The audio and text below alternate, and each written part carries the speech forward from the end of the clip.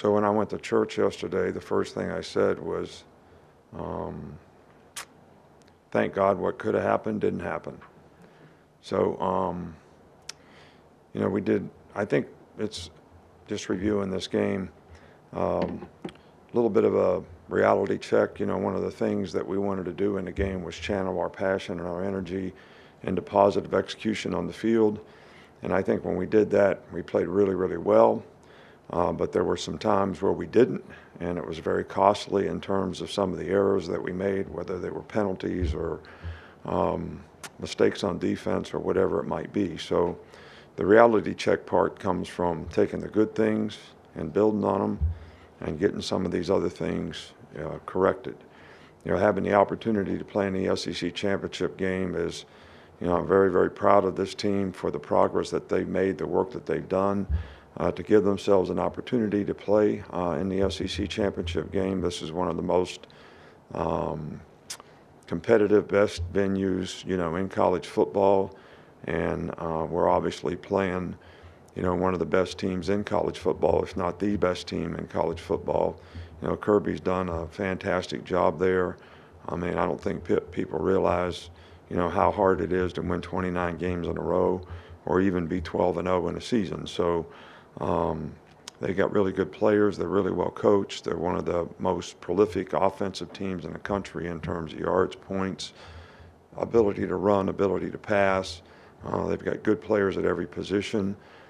Defensively, they're the number one team in the SEC. Got good players, well coached, do a really, really good job. And they also do a great job on special teams. So they've got good specialists, and this is a team that doesn't have a whole lot of weaknesses. That's why they are who they are and what they are. And it's going to be really important for us to do, a great job of executing and do what we do the best that we can do it. Okay, that will start with Nick Kelly. Yeah, 2 years ago, similar circumstance, emotional win over Auburn. Then you're playing the SEC championship game against Georgia. What do you think these guys can learn from the way that team prepared and handled their business in between the Iron Bowl and the SEC championship? I don't really know. I think this is about this team, how they prepare for this game. Not very many guys on this team was on that team. Some of the guys were on that team. Understood, what championship preparation is really all about. And I think their leadership and our message is going to be that's exactly what we need in this game. But it's hard to draw comparisons from people who didn't have that experience, sometimes. So, hopefully some of the older guys on the team will be able to give us the leadership that we need to be able to get that message across. Charlie? Yeah, Coach, when you look back at Jermaine Burton, what maybe stood out about him when he entered the transfer portal, and maybe how has he grown and matured since then? Yeah, well, Jermaine has done a really good job for us, and, we continue to harp on, consistency and performance, all the time. He's been very productive for us, and, we played against him, and, we thought he was a good player when we played against him, so that was probably the reason for our interest in him to start with. And, he hasn't disappointed us with his performance on the field. And, we continue to work on his ability to stay focused on, do your job well, create value every play in terms of what you do, and be consistent in your performance. And he's certainly made strides in that direction. Matt? Caden Proctor got named co-SEC Freshman of the Week. How have you seen him most improved this season? Yeah, well, he's, we talked about him, on several occasions about developing confidence, I think, in what he's supposed to do, how he's supposed to do it, why it's important to do it that way. The improved communication in the offensive line, I think, has contributed to that development of confidence. And I think that's the one word that, when you have success, which he has had more success in recent games, that really helps build confidence and an expectation that you can do things at a high level, and that's how you prepare and that's how you go play. Left middle, Kate. What are the challenges of preparing for a guy like Brock Bowers? And then do you just kind of, Kirby said yesterday, status is kind of day to day. Do you just prepare as if he's going to play I'm sorry. Brock Bowers for Georgia? Yeah. Well, Georgia's got a really, really good offensive team. And the quarterback obviously does a fantastic job of whether they're running the ball, carrying out fakes, play action passes, drop back passes. I mean, he is very efficient and effective in everything that he does. He's very accurate with the ball. He's smart, throws at the right place. So he does a great job of implementation of exactly what they want to do. And they have a really, really good scheme.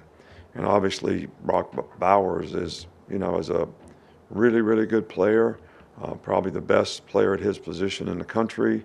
And, I'm assuming that he will play in the game. I don't know any different than that. And he's a mismatch issue, but he's also a good blocker and a really good competitor. So it's not only his pass catching ability, it's his ability to do all the things that really good football players do, and he does them all at a high level. Ryan? Coach, everyone knows about the Iron Bowl rivalry, but this Georgia-Alabama rivalry is turning into something every year bigger and bigger. How healthy is that for the game of football? And obviously the Kirby and your connection adds to that as well. Well, I think that, all these sort of, you call them rivalry games, some of them are instilled in the culture, like the Auburn game, the Iron Bowl. That's part of the culture. People have been watching that game for how many years? And it's always going to be that. And then, some of these other sort of rivalry games, as you call them, aren't traditional rivalries, but because there's two really good teams playing, and it's been historically that way for a while, they become those kind of games. And, that's kind of what this has become. So, you don't get an opportunity to play against a team who's won, 29 straight games very often, which speaks to their quality, but it also speaks to the challenge and the opportunity that, our team has in preparing for a team like this. Question about Georgia's passing game. So Ladd McConkey, of course, missed September with a back injury. Took him a couple weeks after that, I think, before he was in peak form. And that's right when they lost Bowers to the ankle injury. So they've only had those guys healthy together for like 2-3 games. How much more dynamic is Georgia with both of those guys healthy? Well, both those guys are really good players, so obviously they're very dynamic. But I will say this, that the players who have played for those guys, and this speaks to the depth of, Georgia's team, Four is a really good tight end and has done a really, really good job. 86.5, the other receivers that have played, they've always done, they've done a really good job, and they're really, really good players. So those two guys are fantastic players in their own right, and they're very productive. But the players who have stepped up and taken their place have done a really, really good job as well. Tony? You mentioned Caden earlier, but the whole offensive line's kind of improved. No pre-snap penalties over there. 1 sack allowed. How good of a job has Eric Wolford done, kind of turning around that unit and Yeah, he's done a fantastic job, and I think the players have responded well to him. And our technique has gotten better. Our communication has gotten better. The continuity of playing together has gotten better, and I think the results that we're getting is, showing that. But I also think this is probably the best front they're going to go against all year to this point. So it'll be interesting to see, how that matchup sort of transpires. Finish up with 2 in the back.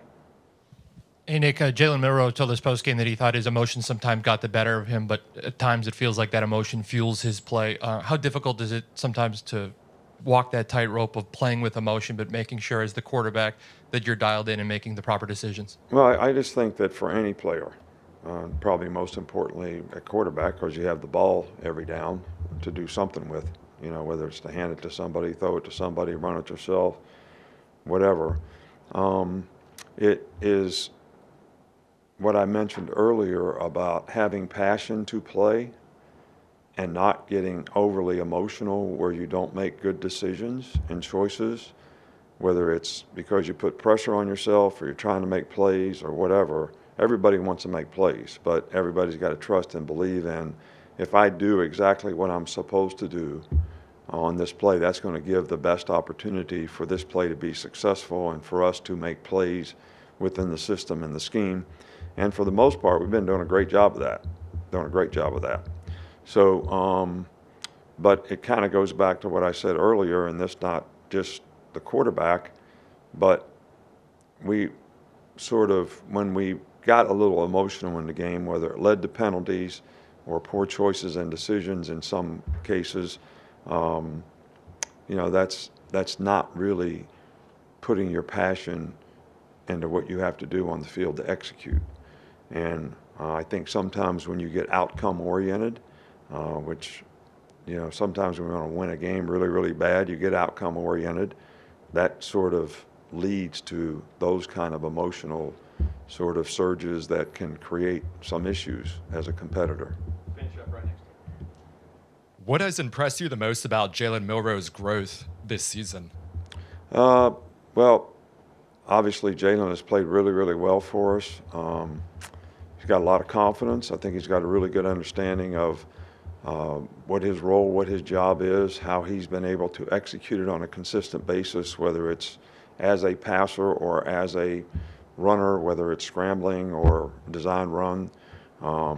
He's done a really, really good job, I think, of playing one play at a time and trying to execute that play the way it's designed so that he distributes the ball in a very efficient, effective manner. And I think that's how his growth, has sort of occurred and, transformed him as a player and really transformed our offense as well because of his growth and execution. All right, thanks, Coach. All right, thank you.